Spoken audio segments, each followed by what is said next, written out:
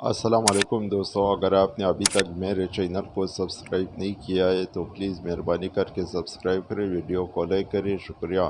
میں اپنے شوہر کے ساتھ خوش و خرم زندگی گزار رہی تھی۔ ہمارے 5 بچے تھے گھر میں، ان کی وجہ سے ہر وقت رونق رہتا تھا۔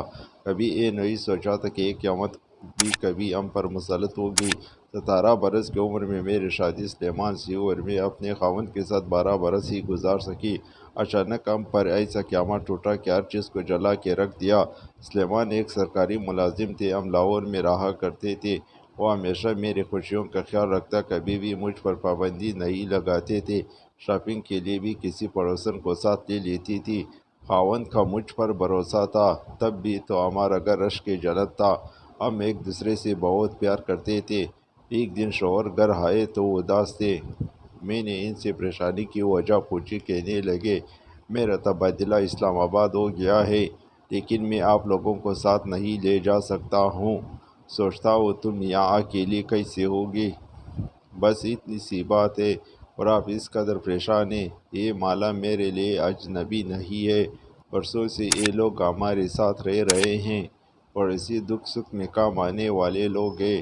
آپ سکون سے اسلام آباد جائیں، رہائش کا بندوبست جلد کر کے ہم کو لے جائیں۔ چلو ٹھیک ہے، اپنا اور بچوں کا خیال رکھنا۔ کچھ مشکل محسوس کرو تو اپنے بھائی کو بلوا لینا، وہ تمہارے ساتھ رہ جائے گا۔ سلیمان اسلام آباد چلے گئے اور میں لاہور میں قیام پذیر رہی۔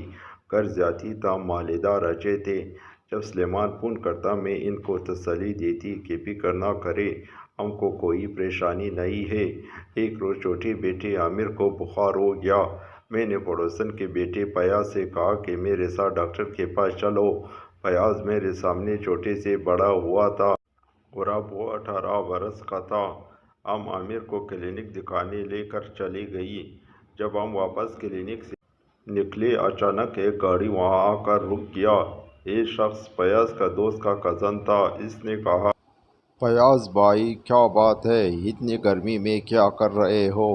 اپنے پڑوسن کے ساتھ ڈاکٹر کے پاس آیا تھا، ان کے بچے کو دکھانا تھا۔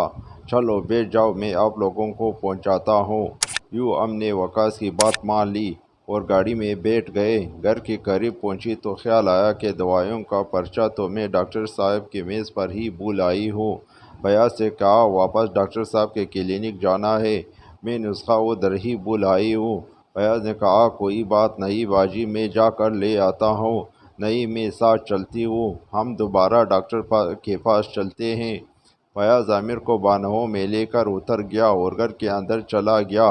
میں گاڑی میں بیٹھی تھی۔ اس سے پہلے کہ وہ واپس آ کر ہمارے ساتھ گاڑی میں بیٹھ جاتا، وقاص نے گاڑی اسٹارٹ کر دی اور تیزی سے سڑک پر لے آیا۔ میں نے کہا، وقاص بھائی، آپ کیا کر رہے ہو؟ فیاض کو تو آ جانے دے، کہنے لگا، گاڑی میں پیٹرول ڈلوانا ہے، ذرا جلدی ہے کیونکہ 4 بجے مجھے پشاور روانہ ہونا ہے۔ اس کے بعد تو گاڑی پراٹھے بھرنے لگی۔ میں نے احتجاج کیا تو اس نے پانی کی بوتل مجھے دی۔ باجی، آپ پانی پی لیں، گھبرائیں نہیں، ابھی واپس چلتے ہیں، مجھے پیاس لگ رہی تھی۔ میں نے بوتل مجھ سے لگائی، اس میں نہ جانے کیا ملا تھا کہ پیتے ہی میں بے ہوش ہو گئی اور جب آنکھ کھولی تو اپنے گھر اور بچوں سے بہت دور آ چکی تھی۔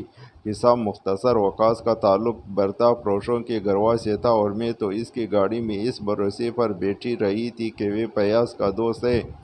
اس نے تو ایسی پھرتی دکھائی کہ فیاض کو بھی پیچھے چھوڑ دیا۔ پشاور لا کر وقاص نے مجھے کچھ ایسے لوگوں کے حوالے کیا جن کا تعلق علاقہ غیر سے تھا۔ یہ بہت درندہ لوگ تھے جو اغوا شدہ مرد اور عورتوں اور بچوں کو علاقہ غیر میں لگنے والی انسانوں کی منڈی تک پہنچاتے تھے۔ یہ ہر جمعرات کو منڈی لگتی تھی جس میں عورتیں، مرد، بچے بچیاں فروخت کے لیے پیش کی جاتی تھی اور ان کو خریدنے کے لیے ملک اور بیرون ملک سے لوگ آتے تھے۔ جیسا مال ہوتا تھا ویسے دام لگتے تھے۔ یہ دیکھ کر اپنے آنکھوں پر یقین نہیں آیا کہ کیا واقعی دنیا میں ایسا بھی ہوتا ہے، اور میرے خدا، تیری دھرتی پر کیسے کیسے ظلم ڈھائے جاتے ہیں اور انسان پر انسان سے بڑھ کر کسی نے ظلم نہیں ڈھایا ہوگا۔ ننھی منھی بچیاں اپنے پیارے ماں باپ اور بہن بھائیوں سے دور یہاں بیچنے کو لائی جاتی تھی۔ خریدنے والے پاکستانی بھی تھے اور غیر ملکی بھی۔ خوبصورت نرخیز لڑکیاں تو بیرون ملک کے خوباخانوں کے لیے بھی لے جائی جاتی تھی۔ کچھ لوگ تو بے اولاد ہونے کے باعث بچے گود لینے کی خاطر بھی اینی خریدنے آئے اور کچھ شادی کے لیے عورت خرید رہے تھے۔ اکثر افراد کو ملازمہ کا مسئلہ مستقل طور پر حل کرنا تھا۔ ایک شخص جس نے میرا سودا کیا لاہور ہی کا ایک امیر آدمی تھا۔ مجھے خریدنے والے میرے مالک کا نام جنید تھا اور ایک خاصا امیر تھا۔ اس کی بیوی کی حال ہی میں 2 جڑواں بچے تولد ہوئے تھے۔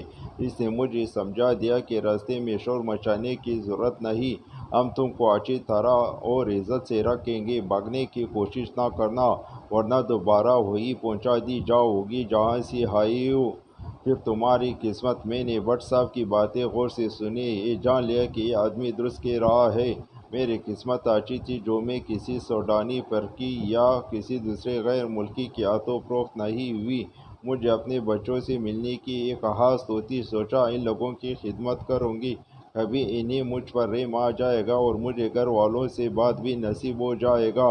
جنید کی بیوی نے مجھے دیکھ کر بہت خوش ہوئی۔ اس نے مختصر انٹرویو لیا اور سمجھایا کہ جب تک میرے بچے بڑے نہیں ہوتے آپ نے میرے ساتھ دینا ہوگا، اور اگر آپ نے ہماری اچھی خدمت کی تو شاید ہمیں تم پر رحم آ جائے اور آپ کی گھر والوں سے ملاقات کرا دیں گے۔ ٹھیکیدار تم پر دن رات نظر رکھیں گے اور تم گھر سے باہر قدم نہیں رکھو گے، لیکن گھر کے اندر تم کو کسی قسم کی تکلیف نہ ہوگی۔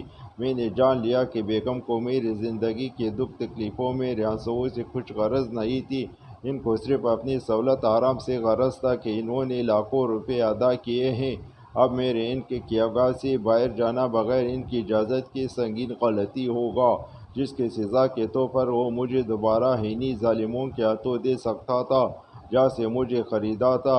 وہ وزیرستان کی جانب پاکستان کی آخری چوکی کے بعد سے جو علاقہ شروع ہوتا تھا وہ وزیرستان کا ایک علاقہ تھا، بعد میں احساس اداروں کی تفصیل سے اس علاقے کو کنٹرول میں لے کر آغاز شدہ بہت سے لوگوں کو آزاد کرایا گیا تھا۔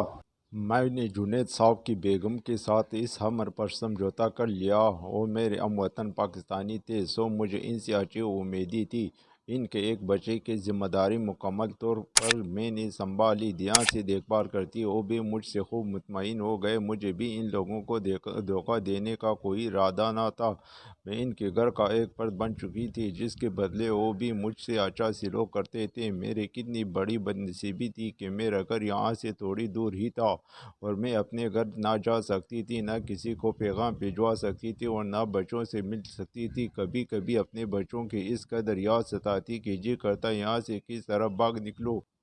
جہاں میں رہتی تھی یہ 2 منزلہ گھر تھا۔ ایک شب آدھی رات کو جب میں ان کے بچے کو سینے سے لگا رہی تھی، دل میں ہوک سی اٹھی اور مجھے اپنے بچوں کی سسکیاں سنائی دینے لگی، یوں لگا جیسا کہ وہ مجھے یاد کر کے رو رہے ہو، اور راتوں کو اٹھ کر مجھے گھر کے آنگن میں ڈھونڈتے پھرتے ہو۔ تڑپ کر اٹھ بیٹھی، جنید صاحب کا بچہ مجھے اپنے ساتھ نہ پا کر اکسایا اور میرے قدموں کے آہٹ سے بچے کی آنکھ کھل گئی۔ میں نے دوبارہ تپک کر سلا دیا، مین گیٹ سے نکل جانا ناممکن تھا۔ میں نے کھڑکی سے جھانکا اور بلندی کا اندازہ لگایا، میں پچھلی طرف سے نیچے اترنے لگی۔ کھڑکی سے نیچے دیوار پر اینٹیں اس فاصلے سے لگی ہوئی تھی کہ ان پر سنبھل کر پیر رکھنے سے نچلی منزل تک جایا جا سکتا تھا۔ میں ان اینٹوں کی مدد سے اترنے لگی، فاصلہ زمین سے باقی تھا کہ میرا پیر خلا میں لٹک گیا اور میں دڑام سے گر گئی۔ زمین سے 6 فٹ اوپر اینٹیں نصب نہیں تھی۔ میری قسمت اچھی تھی کہ نیچے ایک چارپائی پڑی تھی، میں اس پر گر گئی، میں چوٹ لگنے سے بچ گئی۔ میں نے چارپائی دیوار کے ساتھ کھڑا کر دیا اور اس کی مدد سے پہلے گھر میں کود گئی۔ میرے ہاتھ پر ان کا شوہر اور اس کی بیوی جاگ گئی اور مجھے پکڑ لیا۔ میں نے کہا خدا را شور نہ مچائے، میں سارا حال بتاتی ہوں۔ میرا آواز سن کر وہ بھی رو رہے تھے اور میں بھی رو رہی تھی۔ عورت نے اپنے کپڑے دیے جو میں نے پہن لیے اور اپنا لباس وہاں ہی پھینک دیا۔ انہوں نے مجھے کرایہ بھی دیا۔ راتوں رات میں گھر چلی گئی، گھر کے باہر بنے تڑے پر ہی بیٹھی رہی یہاں تک کہ فجر کی اذان سنائی دی۔ ہزاروں آرزوئیں میرے دل میں تھیں، خوشی کے آنسو خوف سے مل کر عجیب احساس کے ساتھ بہہ رہے تھے۔ میں نے جب اپنے گھر کا دروازہ دیکھا، اس پر تالا لگا ہوا تھا، وہاں کوئی نہیں تھا۔ میں نے کلیجہ تام لیا اور پڑوسن کا دروازہ بجھایا۔ انہوں نے بتایا کہ جب تمہاری گمشدگی کے بعد سلیمان کو فون پر اطلاع دی، وہ خود آ گئے اور بچوں کو اپنے ساتھ لے گئی۔ اس کو شک ہو گیا کہ آپ اپنی مرضی سے بھاگ گئی ہو۔ میں نے ان کو بتایا کہ کیا واقعہ ہوا تھا۔ وہ بولے، سلیمان مایوس ہو کر اپنے بچے لے گیا اور گھر کو تالا لگا دیا۔ تالے کی چابی البتہ ہم کو دی گیا ہے کہ شاید کہ تم لوٹ کر آ جاؤ۔ میں نے روتے دل کے ساتھ تالا کھولا۔ کونے میں میرے بچوں کے کھلونے پڑے ہوئے تھے جن کی خاطر جان پر کھیل کر بھاگ آئی تھی، مگر بچوں کی دیدار مجھے نصیب نہیں ہو سکی۔ پڑوسن نے سلیمان سے رابطہ کیا۔ انہوں نے میرے پاک دامانی کا یقین نہیں کیا اور پڑوسن سے کہا کہ اس کو کہو جہاں سے آئی ہے وہیں چلے جائے، اور میں اس دکھ کے ساتھ زندگی جی رہی ہوں کہ کبھی تو سلیمان کو میرے بے گناہی کا پتہ چل جائے گا اور مجھے اپنے بچوں کی دیدار نصیب ہو جائے۔ اب بھی سارے محلے والے مجھے قصوروار سمجھ رہے ہیں۔ جم لاہور۔